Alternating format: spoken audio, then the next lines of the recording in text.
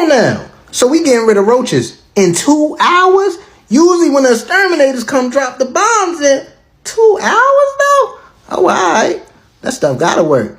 At first I thought it was like, I thought it was like dog food or something. I'm like, what you about to cook the roach something to eat? That's roach food? You feel what I'm saying? I'm like, it come in the same bag as dog food. But, yeah. We definitely need this right here. Oh, he crawling out. You better go get him. Bruh. Get back in there. Yeah. Use this. Get rid of them roaches. These things is evolving. Right now, what we got? Hold on. This product kill roaches in 3 days, though. We like that. Quick, fast, in a hurry. You know what I'm saying?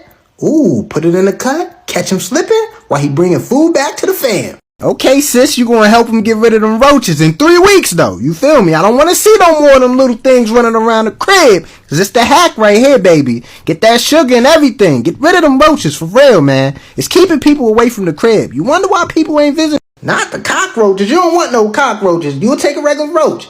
Half water, half white vinegar.